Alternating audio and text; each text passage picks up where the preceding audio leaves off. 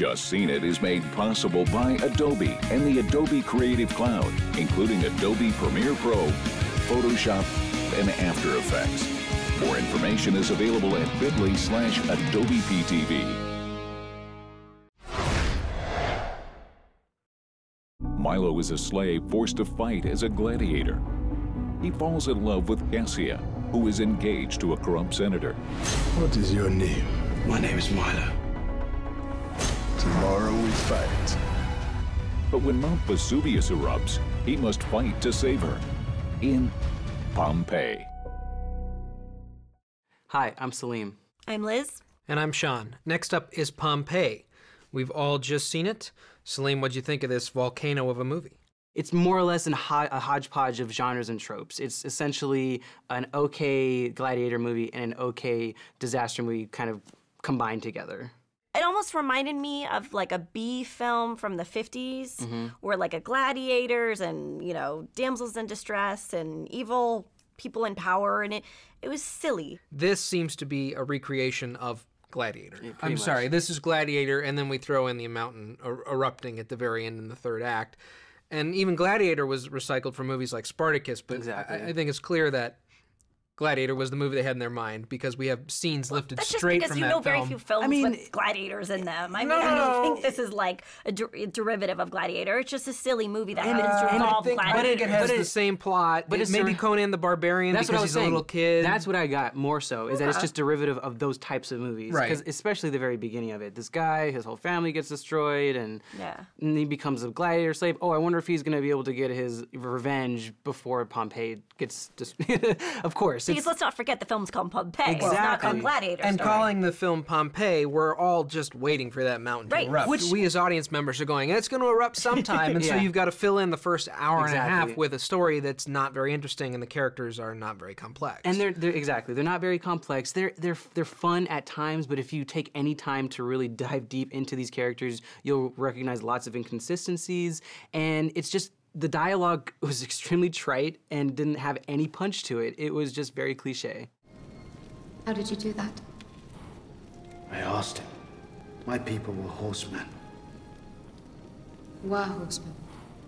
My family were butchered by the Romans. I'm so sorry. Sorry. What would a Roman know of such things? So my favorite in this movie is Adewale Akinnuoye-Abgbaje from Lost, Mr. Echo. Heretofore known in this review as Mr. Echo. Yes. But he was great. He probably had the best performance. He had a lot more to work with, and his relationship with Kit Harington or Milo in the film was the best part that you could really latch on to, and it was probably the most realistic part of the film. Because he had a goal as a character. I mean, you look at our main character, Milo, and it's like he's just given up. He just already thinks he's going to die, and that's his future. But at least Mr. Echo, at least his character has something to strive for, which is nice to grab on. And he's got presence. He's got amazing. It's very similar to an Idris Elba, that you just kind of, as soon as you see him on screen, you're just kind of gravitating to kind of his presence. Kit Harington has a lot of presence in this movie, but to a certain degree, they're just kind of bringing him back on to play Jon Snow from Game of Thrones. With some ripped abs. With some ripped abs, but there's no backstory to this character. None whatsoever. I didn't have any problem with the performances. The performances were fine. It's like every time we really pan a movie, it's like it's never really the actors that are at fault. It's always the script and the director and the forces that put them together. They did well with what they had. Right. Tonight I saw the man who killed my whole family.